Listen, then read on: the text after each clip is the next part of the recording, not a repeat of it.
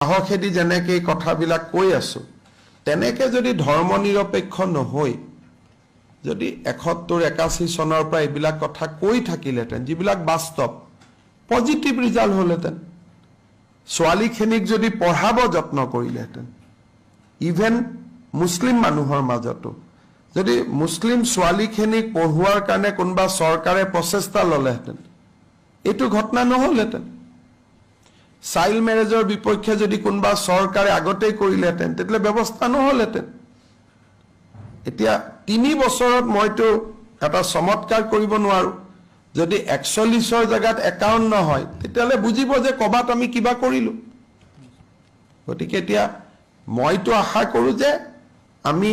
বহুতখিনি ভাল কাম কৰিছো কিন্তু পিডব্লিউডি ৰাস্তাৰ ৰিজাল্ট এদিনত দেখুৱাব পাৰি মানুহৰ জীৱনৰ ৰিজাল্টটো এদিনত দেখুৱাব নোৱাৰি দুটা ডিকেডস লাগে দুটা দশক লাগে এসময়ত মই স্বাস্থ্য মন্ত্ৰী থাকোতে মেল ষ্টাৰিলাইজেশ্যন ২০০৯ চনত ১ লাখ পুৰুষৰ বন্ধ্যাকৰণ আমি কৰিছিলো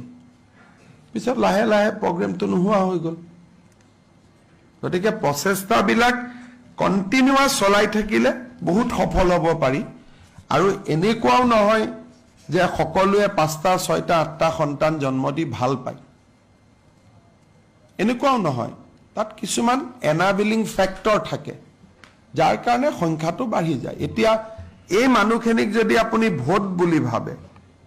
আৰু পলিটিক্যাল লিডাৰছে যদি পপুলেশন কন্ট্ৰোল মুভমেন্টত জড়িত নহয় আমি কৰপৰা কই আজি যদি যিবিলাক মুছলমান সমাজৰ মাজত যিবিলাক পলিটিক্যাল লিডাৰ আছে নিজৰ তেওঁলোকৰ দুটা সন্তান কিন্তু তেওঁলোকে গাঁৱত গৈ এটো ভাষণ নিদিয়ে যে আপোনালোকৰ সন্তানটো দুটা ৰাখিব মই কলে তো মোক নামানে নহয় মুকটো শত্ৰু বুলি ভাবিব যাক বন্ধু বুলি ভাবে তেওঁলোকে সামাজিক দায়িত্বটো লব লাগিব না হেতুৱে হৈছে কথা একাৰণে এটা অবধাৰিত যেটো হৈ আছে ঘটনা যে পপুলেশনটা এটা সবে মুখ খুদি আছে হিমন্ত বিশ্ব শৰ্মাই ভুল তথ্য দিছাৰে মই কত তথ্য দিছে এটা মোৰ তথ্য নহয় নহয় বৰপেটাত গলে তথ্যটো গম পাব ধুবুৰীত গলে গম পাব এইবিলাক আর তথ্য দিয়া কথা নেকি যত সংখ্যাটো বাঢ়ি গৈ আছে সেই জায়গাটো থিয় হলে গম পাব বাঢ়িছে নে কমিছে গুৱাহাটীত উলা উবেৰত ঘুৰিলে গম পাব 10 জনৰ ভিতৰত 9 জনে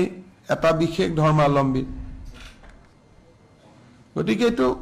এবিলাকটো বাস্তৱ সত্য হয় এটা ভোট বিচাৰা মানুহবিলাকে যদি সকলোৱে এটা এবিলাক কামত যোগ নিদিয়ে মই অকলে বা আপুনি অকলে কি কৰিব হেকানে মই ভাবো যে জনসংখ্যা কমোৱাৰ আটাইতকৈ গুৰু দায়িত্ব কংগ্ৰেছৰ ওপৰত কাৰণ কংগ্ৰেছৰ কথা তেওঁলোকে শুনে কালিৰ পৰা যদি পপুলেশন কন্ট্ৰোলৰ ব্ৰেণ্ড এম্বেছাডৰ ৰাহুল গান্ধী হৈ যায় তেতিয়া ফটাফট কাম হ'ব খটাখট নহলেও ফটাফট হৈ যাব কিয় তেওঁৰ কথা শুনে মোৰ কথাটো নুশুনে নহয় মুকটো এনিমি বুলি ভাবে না